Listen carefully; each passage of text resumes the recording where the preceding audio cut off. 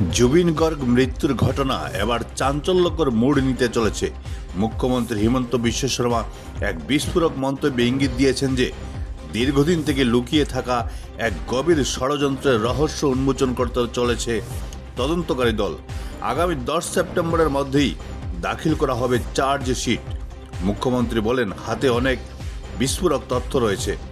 Chargesheet দাখিল হওয়ার পর রাজ্যবাসী জানতে পারবেন জুবিন গর্গকে বহু বছর ধরে কিভাবে দুঃখ এবং যন্ত্রণার মধ্য দিয়ে যেতে হয়েছে।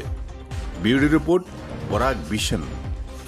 এছআইটিয়ে বহুত ভাল পথত আগবাঢ়িছে, বহুত ভাল তথ্য, বিস্ফোৰক তথ্য আমাৰ হাতত পৰিছে আৰু মই ভাবোঁ যে 10 ডিচেম্বৰৰ ভিতৰত 17 তাৰিখে লাষ্ট ডেট, তাৰ আগতে মই 10 বুলিয়ে মনত ভাবি থৈছোঁ।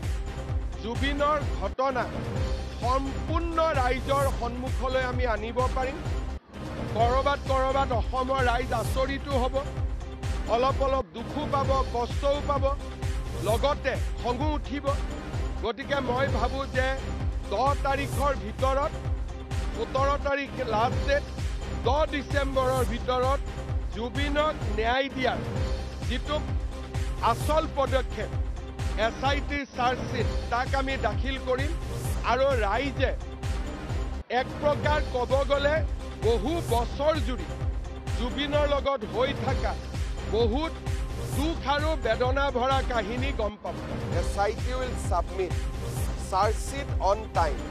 Already they have made substantial progress, and as I told you that Assam police will unearth a larger picture, and whatever brief I have got so far, the SIT is absolutely confident, and they said that they will be able to give total justice to Jubin Garg.